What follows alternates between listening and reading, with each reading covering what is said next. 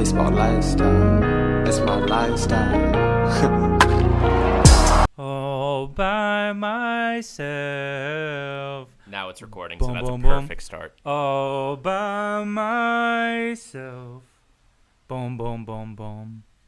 What's going on, guys? Welcome to the Grounds Crew. We have a very special episode today because I am solo. Gerson is out there filming some content, doing some amazing things that you guys will get to hear about and see soon. So we're going to jump into some things. Very first thing for me today that I have to bring up before anything else.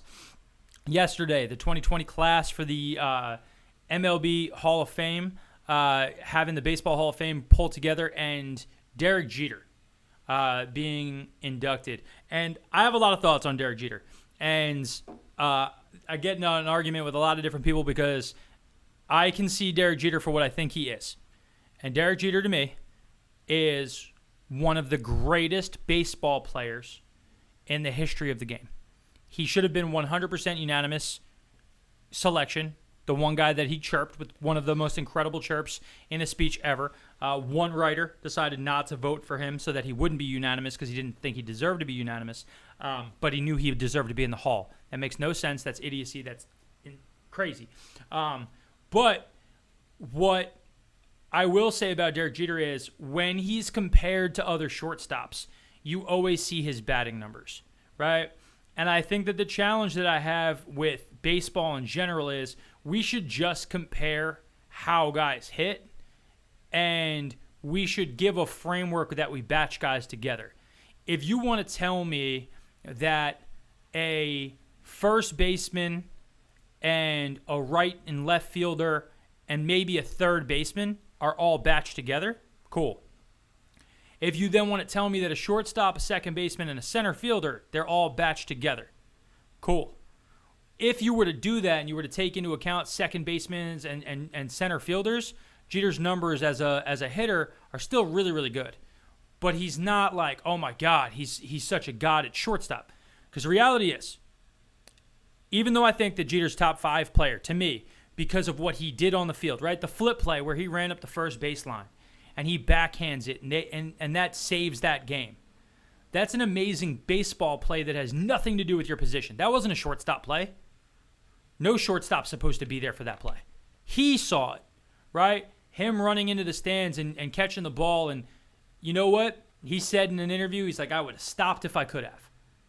But the bigger thing is that he didn't slow down. So, yeah, he might have stopped if he could have, but he knew it was coming, and his biggest thing was, I got to catch the ball first. I'll try to stop second. If I can't stop, I'm going to wreck myself. And he did. Those plays have nothing to do with being a great shortstop. They have everything to do with being an amazing baseball player and putting it all together on a field. His jump throw he mostly did later in his career because his arm strength was low. Couldn't make that throw. Couldn't do some of that stuff. But when you put it all together, he's an amazing baseball player. Defensively, he's one of the worst shortstops that played in the game during his era. You can never at any time tell me he was the best shortstop ever. Now, he won Gold Glove awards, but he didn't deserve Gold Glove awards. It was because his hitting was so great. He was the best defender who also hit the best. That doesn't mean that I'm a guy who should be in that position. Overall, Derek Jeter deserves to be a unanimous player, unanimous selection. He deserves to be first ballot. He is one of the greatest players of his generation. We just got to separate the fact that he wasn't an elite shortstop. Never was, never will be. The stats historically are always going to say he was bad, but it doesn't change the fact that he's an amazing player and deserved every Hall of Fame vote. Now, Yankees fans, they get emotional. Well, he did all this. He did that. We won all these games. He has 5 World Series rings. He's got all this stuff. Like, of course, he was the best shortstop. Well, late in his career, every Yankee fan would say, "Oh, Derek Jeter's still elite. He's still elite. He's still elite." Then they got Didi Gregorius, and they were like, "Didi's the best. He's amazing." And Didi was an average shortstop, and that's by the fact that when they let him go, they let him go, and he signed for relatively cheap. He's a really, really solid MLB player, but he was never a god.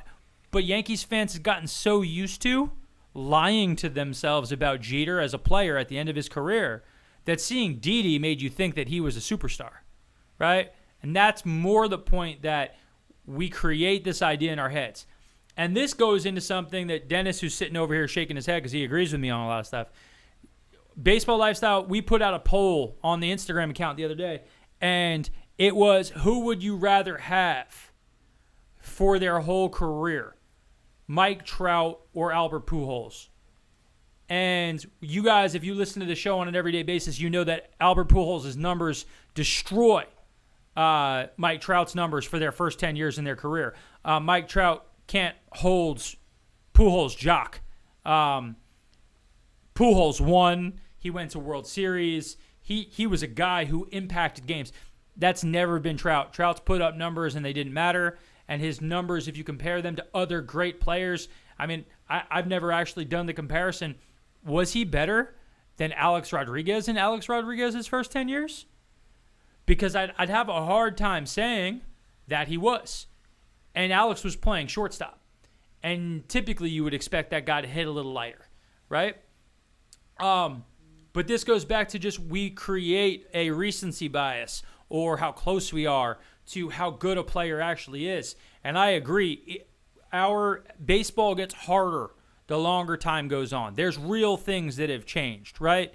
Even when Derek was playing in the league, you didn't have 20, 30 different guys in bullpens around the league who threw 99 plus. Right now in the league, you're talking, you got 50 dudes in bullpens who throw 100 miles an hour and have nasty sliders. The game has gotten so much more difficult. People are playing matchups. They know that a guy comes up and he can't do X or Y, so they bring in a reliever who can do X and Y. The analytical game was not to the point that it was in the 90s that it is now. So when you're comparing a dude today, yeah, he's dealing with circumstances that those guys didn't have. But you also, when you have some crossover, you have to give props that there's not that much of a difference. And the reality is that Pujols is still playing, and he is a shadow of his former self. But the game that him and Trout played simultaneously, Trout had to wait for him to get bad for him to become the best player, because Pujols was that guy. And Pujols was that guy for the Angels. That's why they signed him. They thought they were bringing in the best player in all of baseball. What happens if Albert Pujols, his 30s, what if Albert Pujols' 30s were like Barry Bonds' 30s? Could you imagine? And I don't think people know, because 70% of the people who voted in our poll said they'd rather take Trout. And Trout's not as good. And if you had seen a regression that was more similar to what Barry Bonds did in his 30s, late 30s and 40s, you're talking, we'd be having the conversation of, is Albert Pujols the greatest player of all time? He would have the home run record by now.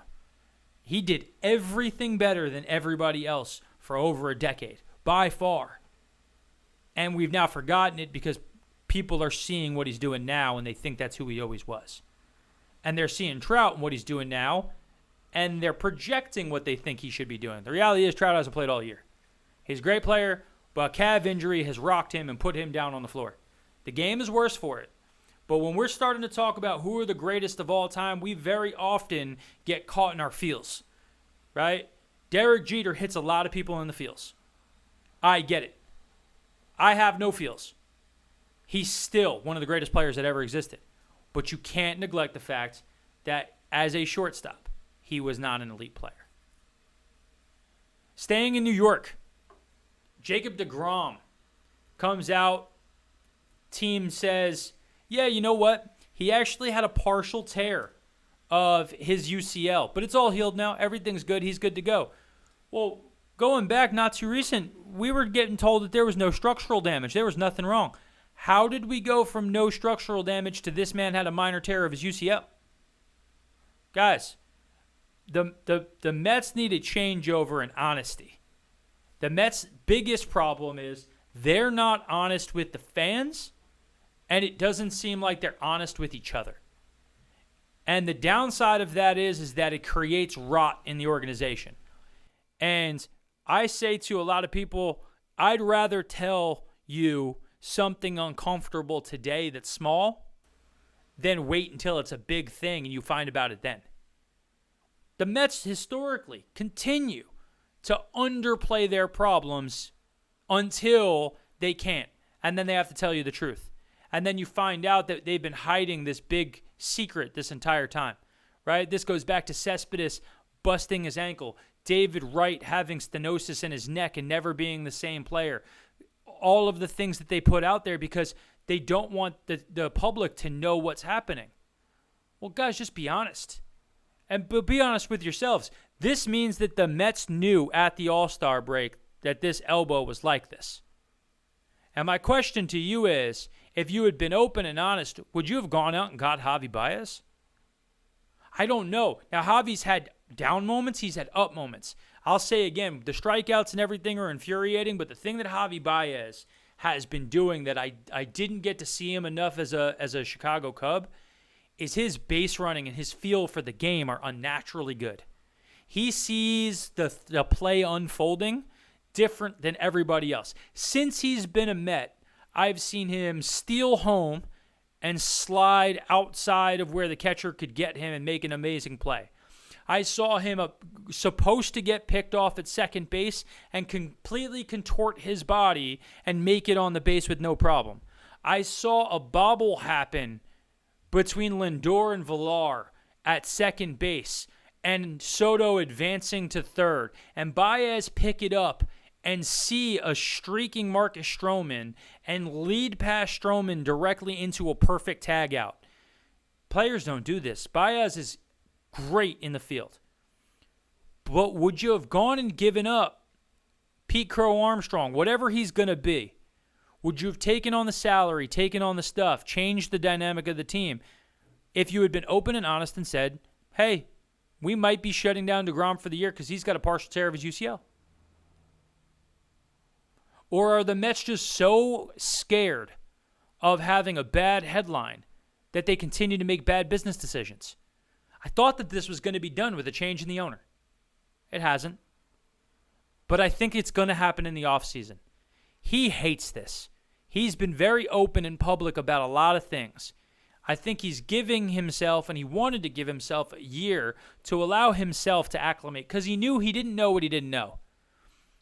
But the Mets owner's a smart dude. And he's made billions of dollars in multiple categories in life because he's a smart dude. He can see what's happening. There's going to be a massive turnover by the Mets organization in the offseason. And I don't know if even the players that we're seeing on the field are going to be the same players. Now Lindor is going to be there. Pete Alonso is going to be there. DeGrom's going to be there. I can't tell you any other player on the team that I think might be there next year. And that's a challenge. That's going to be a massive turnover for a team that was expected to be this or that. Nope. It's time to gut the system. That means I think Conforto's gone. That means that there might be a trade of a guy like Dom Smith. I could see maybe Nimmo staying. I think they like Nimmo, and Nimmo's cheap enough for him to go somewhere, but they need to find a more permanent solution in center defensively. Baez, I don't know if you're going to keep him after what he said about the fans, even if he's playing incredibly. Depends what he's going to ask for. Jeff McNeil is slumped down. He's getting closer to 30. He's still got a few years of arbitration left. He's a really good player, but do you need to gut the whole thing? Do you? And this comes back to Mets fans not being able to trust the ownership of what they're doing. And I don't think that Steve Cohen's going to be able to continue to do this. He has to change it. He has to rock something. He has to do something different. Because if he doesn't, the Mets are going to sit in this hell of mediocrity all the time. And we're going to be okay with it because they're going to show flashes of greatness because there's guys on the team who have greatness in them. However, we need a culture shift. Manager, got to be gone. I'm done with Rojas. He's not the answer. He's not the dude. The buttons he presses, the things he does, whatever you want to say, he's not the guy. He was choice X from A to Z. They've tried to sell us that it was the right option. They wanted to give him time. The reality is that Cohen wanted a year to assess the organization so that he was making an informed decision. He brought in Alderson because he wanted to show the other owners that he could be babysat for a little while, that he wasn't just going to come in and buy his way to titles. He gave everybody a 1-year gap. He's buying titles moving forward. I could see him making a crazy offer for Dennis. I'm blanking on the name now, and I need you to bail me out on this. Nick Castellanos. So not player, GM. Theo Epstein? Theo Epstein. I'm like David Epstein, author of the book Range. Theo Epstein. I could see him making a huge offer for Theo, who needed to bail out of Chicago. Theo has brought the Red Sox to title contention. Then he brought the Cubs to title. He walked away from the Cubs, and the Cubs disintegrated and fell apart. I would love to see them spend. Dude, give Theo whatever you want. I don't think he cares.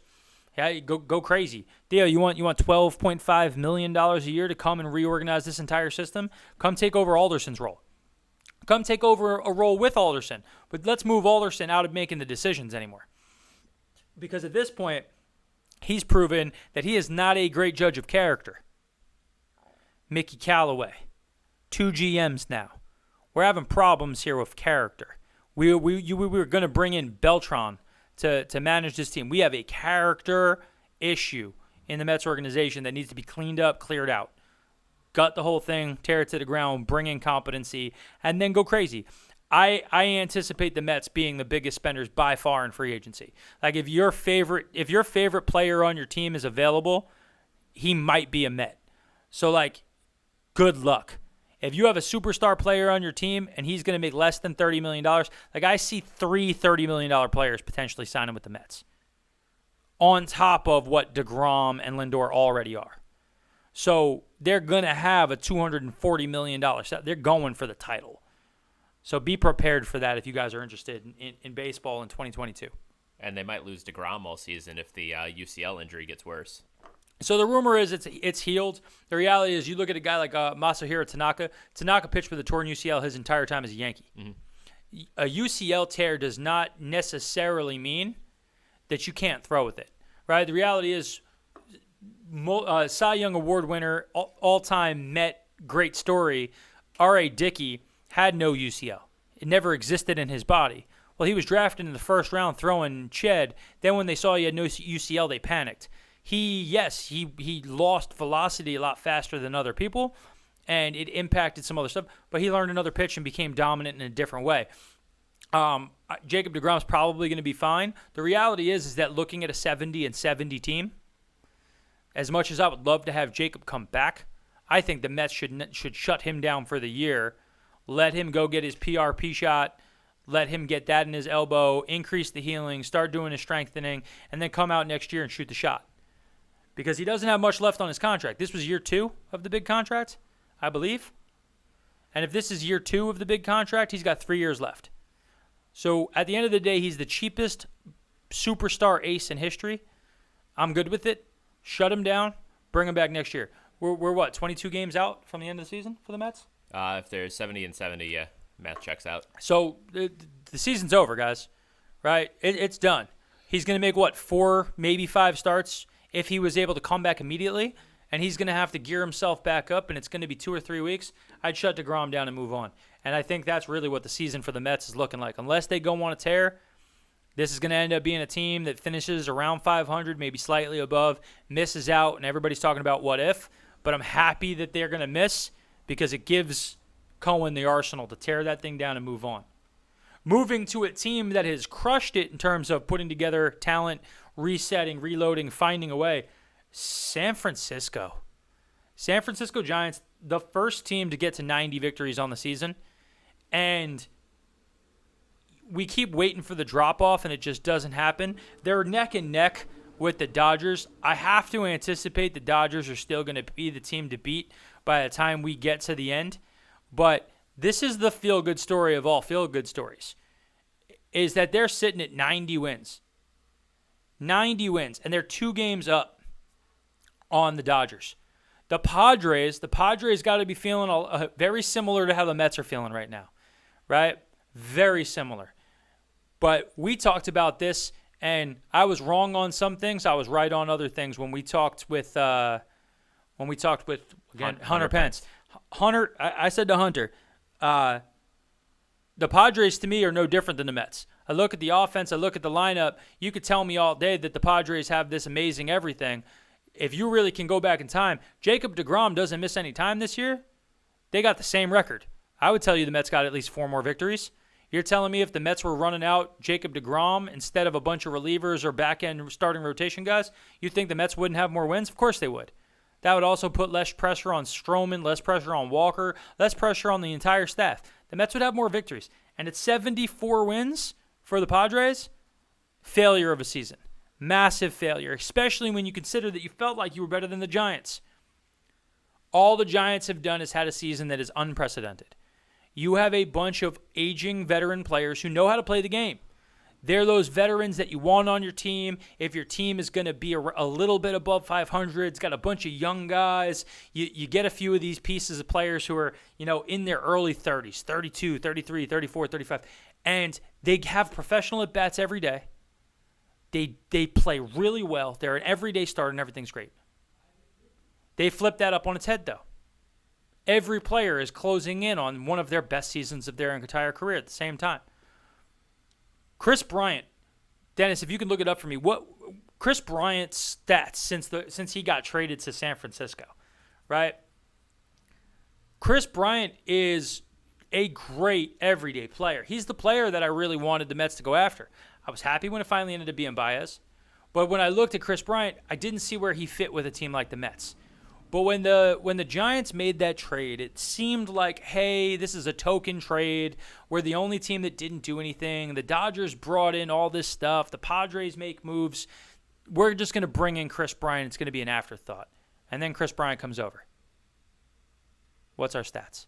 Batting average 265. His OPS is 815. He's got 6 home runs, 14 RBIs. So you bring in a guy who's an 800-plus OPS dude, who plays multiple positions.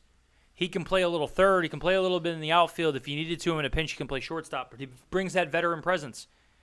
And you have this same thing all over again. You bring in a guy who just fits the motif. You bring in a guy who fits the culture. He's a great guy. He's a great teammate. He knows how to win. He's been to the promised land, and all he does is show up and every day be professional. I'm the same dude every day. And they've professionaled their way into this season, and they're going to walk in potentially with the 1 seed in the NL. And I have to think it won't hold up in a playoff environment, because I don't know if they're built for the playoffs. They definitely are built for the regular season. I don't see how anybody beats the Dodgers in a 5 or a 7 game series, because their staff is just so deep, and their guys are going to be giving you everything they have. And this San Francisco Giants team, to again use my New York Knicks as the example. This looks like the Knicks, a team who's giving 100% in the regular season, and is going to give 100% in the playoffs. But they're playing against some teams who are willing to only play at 90% in the regular season to save it for 100% when they get to the postseason. And the other team's 100% is just better than their 100%. And it's going to be that they're going to play someone who's better than them. And we're just going to have to wait and see. Speaking of the NL, because I'm staying with my NL theme right here, I have a dark horse MVP candidate. And a lot of people are talking about, is Harper the MVP? I think he absolutely could be. He's having one of his best seasons. They found themselves in the hunt for a playoff spot. Fernando Tatis, big name, big everything. But Tatis, even though his numbers are great, he missed a whole bunch of time with the arm in the beginning part of the year. His stats are incredible, but the team's not winning. Trey Turner. Trey Turner's been in the National League for the entirety of this whole season. He has been a National League player the entire year. So for NL MVP, you don't have to split up his stats and say that his stats in one league don't count in the other, so he can't win. All he did was switch teams. He did not switch leagues. And when you do that, and you pull up a guy like Trey Turner on the year, right this second, has a 320 batting average and an 876 OPS playing shortstop and second base. Trey Turner is going to be an elite player in the postseason. He's batting high in one of the best teams in the league's lineups. He has been a stud all year. Could Trey Turner get some MVP votes? I think he should. His numbers have gone down since being on the Dodgers, though. For sure, but that's still him hitting 320. 311 since joining the Dodgers, which is still very good. But So again, put that in perspective. So he's got a near 900 OPS. The two other guys we're talking about are definitely bigger power hitters, right? But Trey Turner has already made an impact on the Dodgers team in, again, winning situations. We talk about Mookie Betts versus a guy like Mike Trout. Mookie is playing a game to win games. He's going to sacrifice stats to get W's on the board. A guy like Tatis at this point, dude, there's no pressure. You're not winning your division. There's no hope. There's no chance. You're not finishing second in your own division. There is no hope. There is no chance. So your statistics, your pressure are lower. I think Tatis is batting 278 right now. My stats guru. I'm looking it up. Pretty sure he's batting 278 on the season. You got Bryce Harper's batting 303 on the season. So both guys, 278 on the season. both guys are worse batting average wise. Right? Now on base percentage, what is Tatis' on base percentage? On base percentage is 366. So his on base percentage is 366. What is do we have Trey Turner's on base percentage? Trey Turner is 354. Right? So we're comparable there. The guy who's above both of them is Bryce. Bryce is sitting at a 417 on base percentage, right? I'm pulling up Bryce's numbers now. Because Bryce is having an on-base season that's similar to what he almost always does. The biggest difference has been he's actually hit the ball. It's been years. Yeah, he's 417 on base percentage. His OPS is stupid. Over 1,000. Yeah. So this is the second best year in Bryce's entire life. The last time he played like this was when he was a 21, 22-year-old kid. And at that time, he hit the ball like this. He had another season, 2017. I think he was batting like 315, 320. That player was a great player. But since then, he's been a 250, 260 batting average guy for the last few years. Really solid player, but not an elite player. This year, Bryce Harper has re-entered the elite player conversation. My question always is the same question that I give to every Yankee player. Every player in the AL East in general. You play in a small park for half your games that you easily pop home run. You can accidentally touch the ball and put it out. How much of the increase in those numbers, the power numbers, the other things, happened because you hit a few more over? I actually have seen Bryce play. I think he's playing better than he's ever played. He's putting it all together. And for a guy who came up so young, he's still only 28. And he has so much more that's supposed to be left in his game. I hope this is the Bryce of the future because I think Bryce Harper's a better player than a guy like Aaron Judge. But Aaron Judge has shown up. Now I think he plays in the easiest park in the world to play in, and that helps Judge be a better player. But Harper hasn't been much different. But I'm happy to see him. But for me, I think the fact that Trey Turner is not even involved in the NL MVP conversation is insanity. Because all he's done has been a top-of-the-order hitter, crush the ball, come to a playoff team, continue to be an above 300 player, above 300 batting average guy with an 800-plus OPS, playing an off position from what he normally plays. He's a shortstop playing second base right now. He's sacrificing to go win championships. And that's one of the reasons why I don't think that team has a shot of being beaten in the postseason. It's because they have guys like that. Absolute units. Speaking of absolute units, Shohei Ohtani. Guys, I have some crazy stats that I absolutely love about Shohei Ohtani. We've talked about it ad nauseum on this show. The stat that to me is now crazy is of all DHs in the history of baseball, this season is the fourth best season by a DH in history in terms of home runs. Shohei Ohtani is the fourth best DH in history. And he is 6 home runs away from tying David Ortiz's best season as a DH. David Ortiz. While also at the same time being 9-1 with a sub-3 ERA. Dennis is not believing that that's actually true. I didn't realize that he had a 9-1 record. I knew his ERA was great, but I didn't realize he had a 9-1 record on the Los Angeles Angels. He's the number one pitcher for the Angels. Guys, this is why I'm so upset, and this is why my least favorite player in the league is now Mike Trout. Because if Trout was even remotely himself this year, that team has a shot at going to the playoffs. So he had everything he's ever wanted. Have the opportunity, have an ace pitcher on his team. He's got it all. And he's missing out on that season. But Ohtani is 6 home runs away from tying David Ortiz. My question is, with only 20 games left, roughly, can he do it? Can he go on a tear? Can Ohtani break another crazy record and become this super nuts rendition of what an MLB guy is supposed to be? Guys, he's already stolen over 20 bases. He's at 23 stolen bases on the year. What DH steals 23 bases? No one. Guys, he's got a 964 OPS, and he's hit 43 total home runs. 2 of his home runs were not as a DH. They were as an outfielder. Only 2. But he's got 43 home runs. If he breaks the record by Ortiz, he's also going to get close to 50 home runs. I know everybody here who watches the show regularly and those who are coming here for the first time, we appreciate you.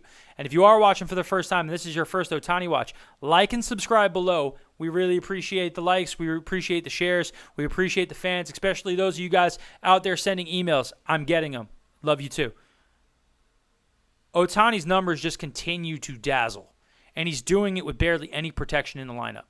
Walsh missed time. Rendon's been out. Trout's been out. This I don't even think is fully unlocked Shohei Ohtani. He's also leading the league in intentional walks. Guys, he's got 70 walks this year. 70. And people are just afraid of him. Why would I throw to him? If you took away the walks, if people started to actually have to pitch to him, which is my protection point, you're only able to intentionally walk him is because you're not afraid of guys behind him anymore. Because Trout and Rendon are not there. They haven't been there for most of his season. If they had been, guys, we'd be talking potentially this guy hit 60 home runs. He'd have 12 wins. We'd be talking about the Angels going to the postseason, and are they going to be a threat? Shohei Ohtani is that X factor that nobody could have ever anticipated. And it's been one of the most fun things for us as a group that, way back in January and February, we told you guys that Ohtani was potentially going to have the greatest season in MLB history. He came out and he produced for us. He put the Grounds Crew on the map, made us one of the top 1% of baseball podcasts in the world, thanks to the Shohei Ohtani Watch. My question is, who's the next Ohtani? Does he exist? Hunter Green. Hunter Green is a guy who drafted first overall, throws 100 miles an hour, can hit, could do stuff. He had that potential. He's gotten hurt a few times, though. But he was a guy who maybe was a chance of doing it. My big question is, this should open up that if there's one player like Ohtani out there, there is more. There are guys who can do this. There are people who can put up this season. But we also need to push aside our preconceived notion of who guys are, who they're going to be, what's happening. You got to use context when you look at a player. How did we think that Shohei Ohtani was going to be this guy this year? How did we get out in front of ESPN writers, ESPN authors, Baseball America, The Athletic? Why were we before every one of those companies? Why were we before any other media source that you could go to on Shohei Ohtani? Why were we first? Because we were able to look back and we were able to push aside what we saw. And we were able to look at the deeper numbers. Ohtani, as a rookie coming to America the first time, had a 925 OPS. He's sitting at a 964 now. Why are we shocked that a guy who is 3 years older is better? We shouldn't be. Why will we be shocked that he gets better next year when he has Trout, Rendon, Walsh, a healthy team, and maybe they'll invest in a starting pitcher for them? Maybe they'll actually try to go for this team making the postseason for the first time in a while. Maybe we'll get to see a fully unlocked Shohei Ohtani, supported by what everyone thinks is the best player in the game. That would truly be fun to watch. But I am looking forward to the next guy? Who is the person who's going to rock baseball? Because it happens every year. We have a new person that nobody expected. Lance Lynn this year is crushing it as a pitcher. Nobody expected. There's always going to be these amazing stories. Ohtani is just this year's one. And it's been an amazing one, and it's been a fun ride, and I look forward to its conclusion. But I'm sad. And I'm sad because if we had Mike Trout, if we had Rendon, we'd get to continue this story in a postseason where we'd get to see some things that we've never seen before. A guy pitch and hit and crush a home run and strike out dudes in the playoffs. It's great he's doing it in the regular season, but he deserved to get to do it in the postseason. And my hope is next year is the year that it all comes together for the Angels. Because if it doesn't, that whole team's getting broken up and we're never going to see this unit together ever again. Dennis, man, thanks for being my homie and riding out with me today in this solo session. No worries. I enjoy listening to you talk. Guys, I talk a lot. And I appreciate you guys coming and listening to the solo version of the Grounds Crew podcast today. Again, please like and subscribe. Your guys' participation on our YouTube channel, you guys following us, listening, downloading, wherever you listen to our podcast, but wherever you really watch our show, because I feel like the visual of our show is truly where you get the full experience of what this podcast is. So if you've been only listening, please go check us out on YouTube. Look us up. See some of the things that we're doing on there so you can see some of the visuals that we can capture with what this program is. And I really appreciate you guys listening today. I look forward to having my co-host back and getting ready and prepped for what's going to be our postseason editions coming up and who we think is going to win it all. So thank you guys again. Appreciate you coming out and listening today. And I'll see you next time on the Grounds Crew Podcast. Bye. Baseball lifestyle, it's my lifestyle.